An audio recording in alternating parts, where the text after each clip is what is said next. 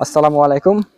আমাদেরকে আপনারা অনেক কমেন্ট করে থাকেন যে কপি সম্পর্কে, কপি কিভাবে আমরা লাগাবো, কিভাবে কপি তৈরি করব, কখন কি কপিতে দেওয়া যাবে, কখন সার প্রয়োগ করব, কখন কীটনাশক প্রয়োগ করব। তো আমরা এখন এক কপির জমিতে চলে আসলাম। এক ভাইয়া কি করে দেখি। আসসালামু আলাইকুম। ওয়ালাইকুম সালাম। ভাই, আপনার নাম? আমার নাম আব্দুল্লাহ। আপনি কি করেন এখন? এই দেখছেন ভাই, জায়গায় জায়গায় কপি মারা গেছে, তাই গুঞ্জা দিচ্ছি। ও, কিভাবে কপি গুঞ্জা দিতে হয় একটু দেখান ভাই। ধরেন ভাইয়ার কাছে এই যে ভাই দেখেন, ক্যামেরাটা ধরেন। এই যে দেখেন, যেমন এই যে এখানে নাই কপি, এখন এই যে এখানে যদি ঘাস থাকে, ঘাসগুলো বেছে নিতে হবে।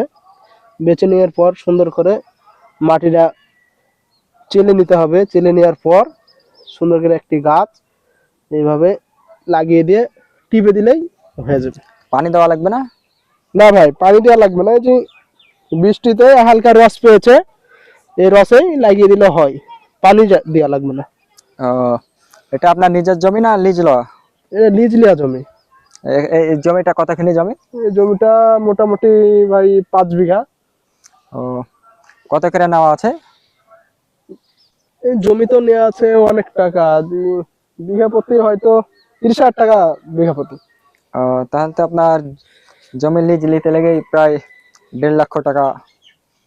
না ভাই, 1.5 লক্ষ না, এই জমি লিজ লিয়া আছে মোটামুটি 1,80,000 টাকা। ও, 5 বিঘা একটু বেশি আছে, তো 1,80,000 লিয়া আছে। তো বিঘা বই কত খরচ হয়?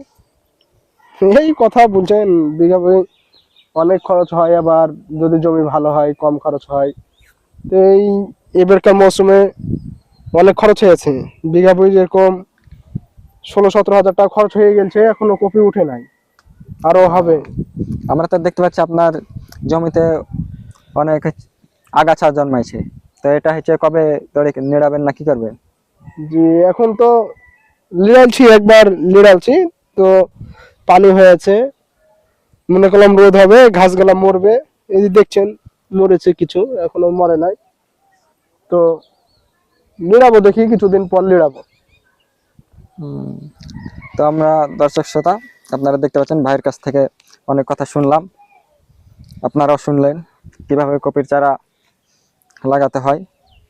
তো এই বলে আমাদের ভিডিও শেষ করছি। আসসালামু আলাইকুম।